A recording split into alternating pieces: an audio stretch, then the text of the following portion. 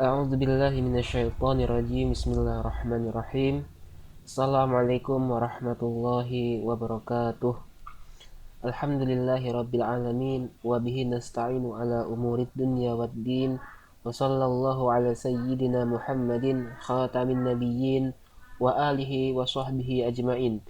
Wala hawla wala quwwata illa billahil aliyyil azim. Amma ba'du. Baik, ayuhal ikhwah rahimani wa rahimakumullahu jami'an. Kita lanjutkan kembali pembahasan kita yang cukup lama terlewatkan, yakni tentang matan Safinatun Najah fi ma yajibu 'alal abdi limaulahu, tentang fikih madhab Syafi'i dasar karangan seorang alim lagi fakih, yakni Syekh Salim bin Sumair Al-Hadrami rahimahullahu taala.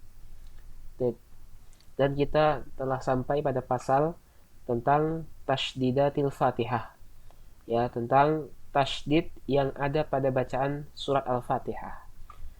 Jadi perlu kami tegaskan, mungkin dari video ini, episode ini dan seterusnya, kita akan sedikit ada perubahan. Kalau yang di video sebelumnya kita lebih terfokus dan merinci tentang i'rab dari kata per kata, kalimat per kalimat, mungkin dari video ini dan seterusnya nanti, ya, kita hanya akan mengi'rab bagian-bagian yang perlu dii'rab. Karena ya setelah kita telusuri, ya susunannya atau i'rabnya itu sebetulnya berulang. Maka kalau setiap kalimat yang datang harus kita i'rab, ya kami rasa itu akan membutuhkan waktu yang cukup banyak. Maka kita akan membacakan dan mengi'rab sedikit yang memang perlu dii'rab, dan kita akan sama-sama baca makna dari kitab ini. Kita langsung bacakan. Bismillahirrahmanirrahim. Qala al-musannifu rahimahullahu taala wa nafa'ana bi ulumihi fid dharaini amin ya rabbal alamin. Faslun. Taib. Ini sebuah pasal, ya. Faslun tentu kita i'rab sebagai khobar karena ada mubtada yang dibuang. Takdir mubtadanya adalah hadza. Kemudian tasdidatul Fatihati arba'a asyrota. Adapun tasdidatul Fatihah, ya, adapun tasdidnya Al-Fatihah itu ada 14. Taib. Di sini yang perlu kita soroti adalah kata arba'a asyrota. Arba'a asyrota ini i'rabnya apa di sini? Jadi arba'a asyrota adalah adadun murakkab, ya. Bilangan dari 11 sampai 19 itu adat murakkab. Maka dia mabniun ala fathil juz'aini. Dia mabni di atas fathah dua kata, arba'a dan asyrota. Kemudian fi mahalli raf'in sebagai khobar.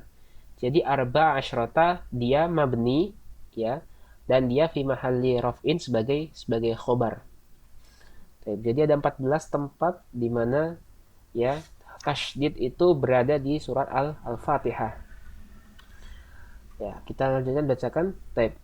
Bismillahi fauqal lami. Taib. Adapun pada lafaz bismillah itu tasydid berada pada atas huruf lam. Kalau kita lihat di sini, bismillah, ya. Bismillah, ya, karena bismillah itu termasuk dari ayat surat Al-Fatihah.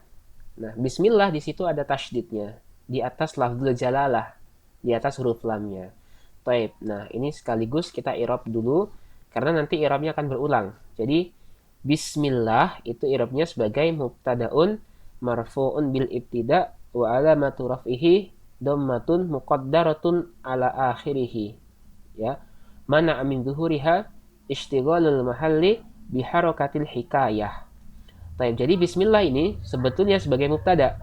Nah, kalau mubtada harus rafa, harus marfu, tanda marfu'nya dengan dhammah, akan tetapi di sini dhammahnya tidak nampak karena bismillah ini merupakan, ya, hikayah, yakni kita menukil sebuah ucapan sebagaimana adanya.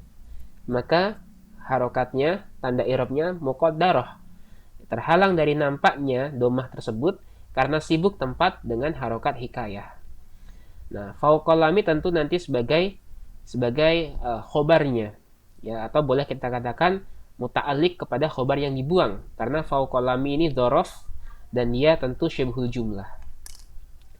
Jadi intinya tasydid yang pertama ada pada huruf lam, di lafadz bismillahi, seperti itu. Kemudian ar-rahmani fauqar ra'i. Ya, adapun pada kata ar-rahman, tasydidnya berada di atas huruf ra, ya. Ar-rahman itu ada tasydidnya di situ. Kemudian ar-rahimi fauqar ra. Ya, ini yang ketiga, pada kata ar-rahim itu di atas ra juga. Ya, jadi sudah ada tiga. Pertama tadi di atas lam, di atas ra, sekarang di atas ra lagi. Kemudian alhamdulillahi fauqa lamil jalalati, ya.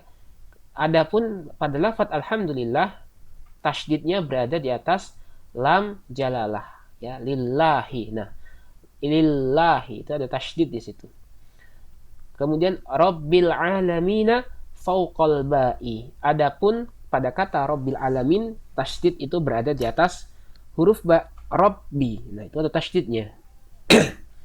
Kemudian ar-rahmani fauqa ra'i, ya. Adapun pada kata ar-rahmani fauqa ra'i, di atas ra, ya, di atas ra lagi. Karena kan kata ar-rahman ada di lafaz bismillahirrahmanirrahim, itu kan ada ar-rahman. Kemudian pada ayat yang ketiga, ya, setelah alhamdulillahirabbil alamin, ar-rahman diucapkan lagi, begitu. Ar-rahimi fauqar ra'i, sama lafaz ar-rahman dan ar-rahim itu berulang di surat Al-Fatihah. Maka ar-rahim berada di atas ra lagi. Maliki yaumiddin fauqad dali. Adapun kata maliki yaumiddin, maka tasydidnya berada di atas huruf dal, ya, ad-din. Nah, itu ad-din. Karena dia alif lam asy-syamsiyah. Iyyaka na'budu fauqal ya'i. Adapun kata iyyaka na'budu itu berada di atas huruf ya, ya, karena iya di sini adalah dhamir munfasil, ya, dhamir mansub yang munfasil, iya, seperti itu. Wa iyyaka nasta'inu. Baik, wa iyyaka nasta'in fauqal ya'i. Dan pada kata iyyaka nasta'in juga berada di atas huruf ya. Karena iyyaka na'budu wa iyyaka nasta'in, iyanya itu adalah dhamir munfasil, dhamir mansub yang munfasil. Lanjut, ihdinas siratal mustaqima fauqas shadi. Baik. Pada kata ihdinas siratal mustaqim, tasydid itu berada di atas huruf shad, ya, pada kata as-sirat, ya. Jadi tasydid karena dia alif lam asy-syamsiyah. As-sirat, seperti itu, ada tasydidnya. Kemudian siratal ladzina fauqal lami. Adapun pada kata siratal ladzina itu berada di atas lam, ya, pada kata alladzina. Nah, alladzina ini isi mausul, ya. Pada huruf lamnya ada tasydid, di situ letaknya. Kemudian an'amta alaihim ghairil maghdubi alaihim waladdallin fauqad dadi wal lami. Baik, ya. Adapun pada kata an'amta alaihim hingga akhir ayat, ya, hingga akhir ayat itu tasydidnya berada pada dua tempat. Yang pertama di atas huruf dhad, ya, dan yang kedua berada di atas huruf lam. Jadi pada kata ad-dhallin itu. Jadi dhatnya tasydid, lamnya juga tasydid. Nah, itu ke-14 tempat di mana ada tasydid pada surat Al-Fatihah, ya. Mengapa di sini al-musannif sampaikan tentang tasydid pada surat Al-Fatihah? Karena memang membaca Al-Fatihah termasuk di antara rukun salat, ya. Maka tatkala kita salat lantas bacaan Al-Fatihahnya tidak sesuai dengan kaedah tajwid, ya, terutama masalah tasydidnya juga termasuk di situ, maka dikhawatirkan salat kita nanti tidak sah karena meninggalkan suatu rukun di antara rukun-rukun salat, seperti itu. Ya, kita lanjutkan kembali. Faslun fi raf'il yadaini 'inda takbiri. Sekarang kita akan bahas pasal tentang mengangkat kedua tangan tatkala takbir. Nah, ini juga penting untuk kita perhatikan, ya, jangan sampai kita asal dalam mengangkat kedua tangan ketika sholat. Ya, jadi harus kita perhatikan kapan waktu kita mengangkat tangan tatkala takbir dalam sholat, ya. Jadi bukan berarti semua takbir itu harus kita mengangkat tangan, tidak. Ya, yang disunahkan ada beberapa tempat. Beliau katakan yusannu raf'ul yadaini fi arba'ati mawadi'a. Disunahkan Apa? Mengangkat kedua tangan pada 4 tempat. Baik, jadi tempat untuk mengangkat kedua tangan dalam sholat ada 4. Ya, di sini yusannu fi'ilnya majhul, maka kata raf'u sebagai naibul fa'ilnya. Baik.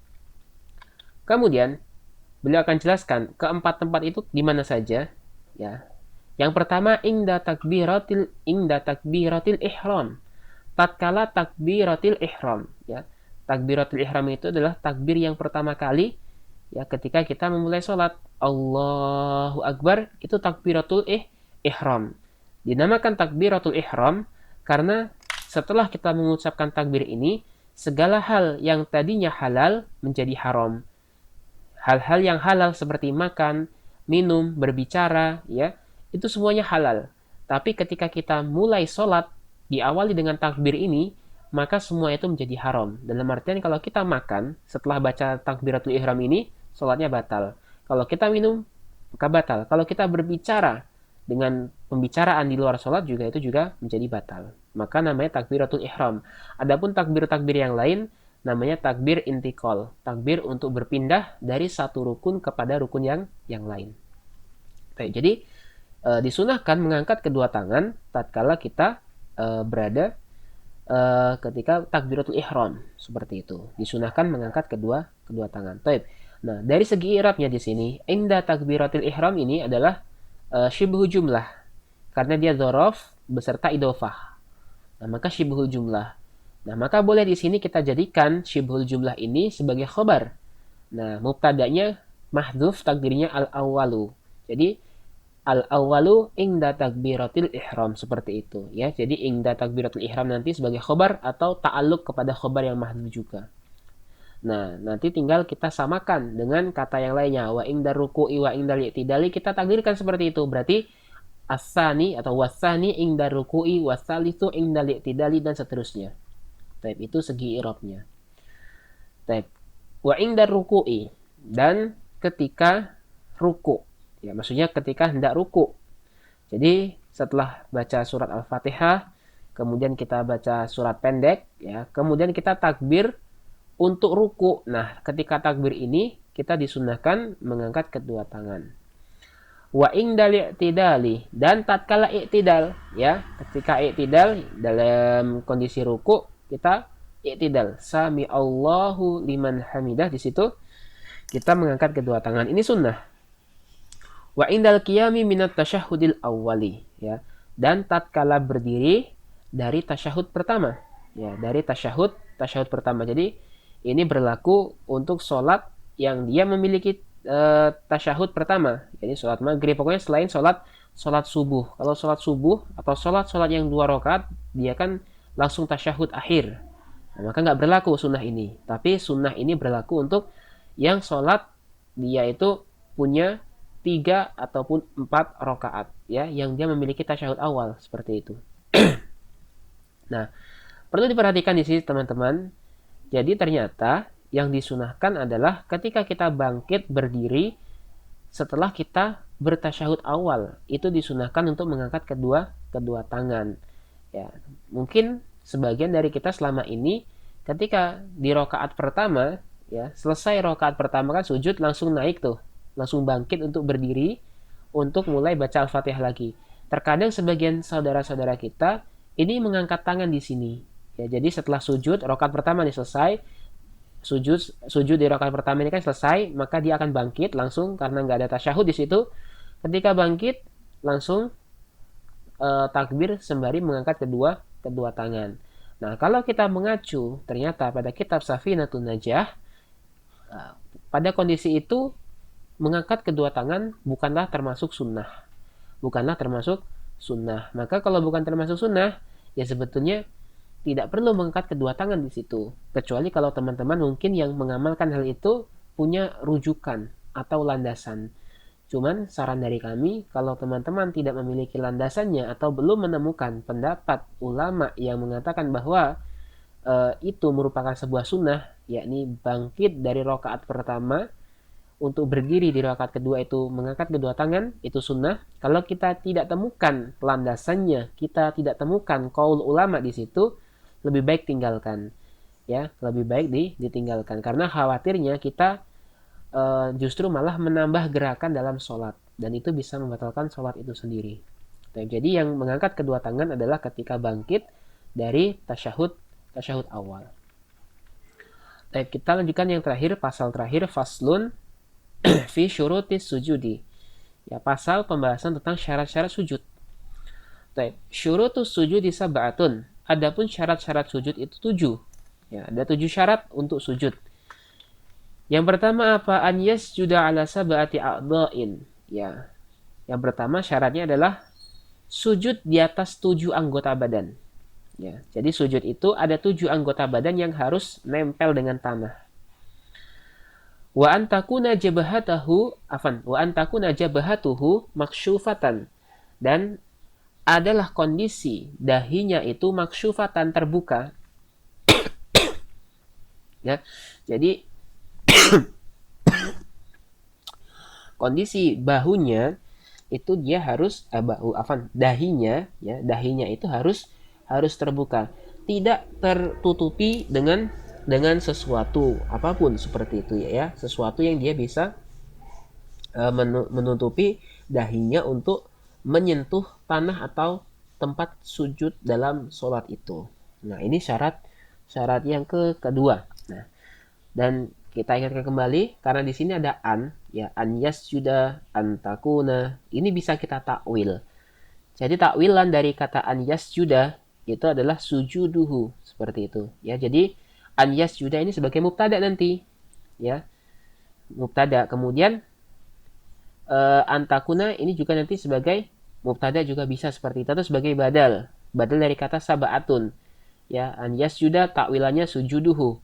An takuna ya itu jadi kaunuha ya, atau kaunu jabahatihi, seperti itu. Jadi jabahatuhu kan aslinya isim takuna, maka dia kita takwil menjadi mudhafun ilaihnya, seperti itu. Kemudian sebentar, yang ketiga, wattahamulu bira'sihi, wattahamulu bira'sihi ya. Yang ketiga adalah at-tahamul. At-tahamul itu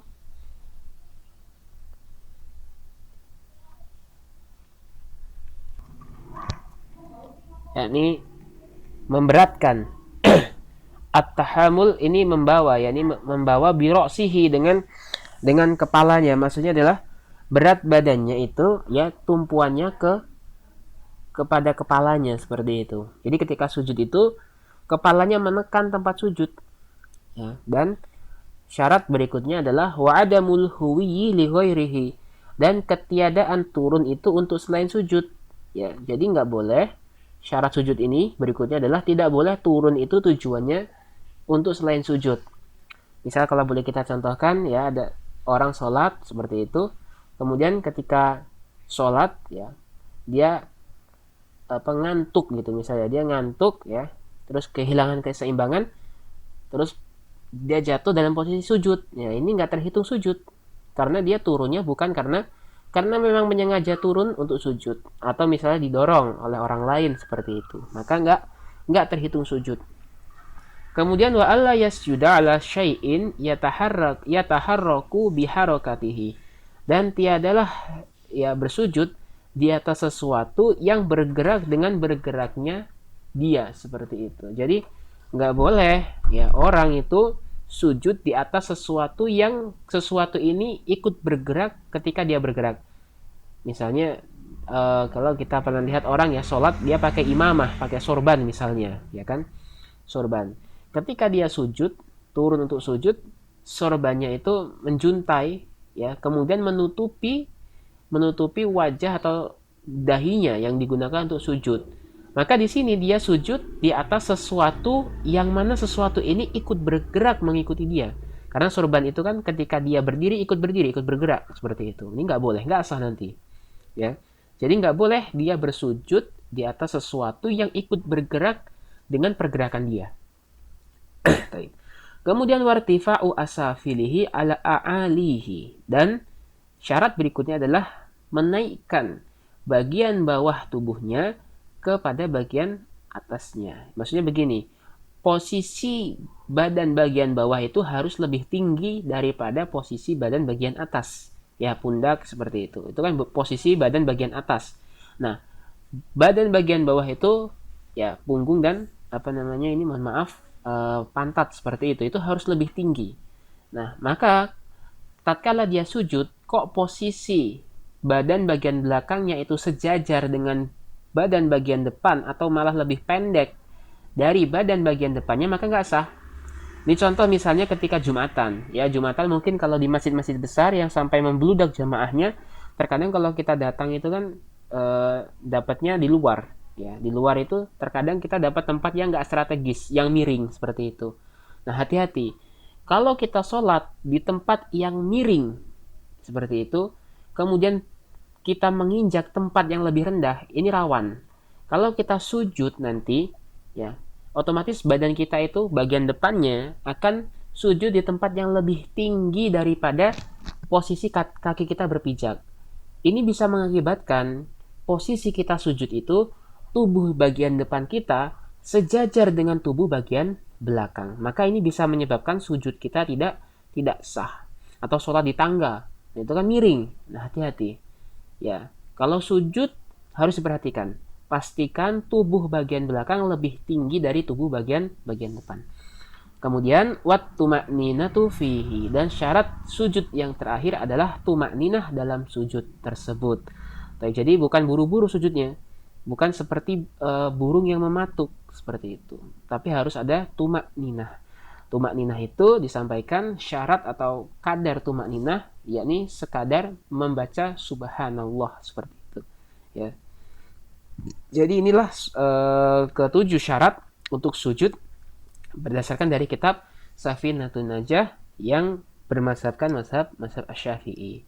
Baik, dan demikian mungkin yang dapat kami sampaikan. Terima kasih atas perhatiannya. Mohon maaf atas segala kekeliruan dan kehilafannya. Jika ada kesalahan, mohon nanti diluruskan. Boleh di kolom komentar. Kami sangat membuka kritik dan saran yang membangun dari teman-teman semuanya. Baik, dan mungkin kita cukupkan dan kami akhiri. Wassalamualaikum warahmatullahi wabarakatuh.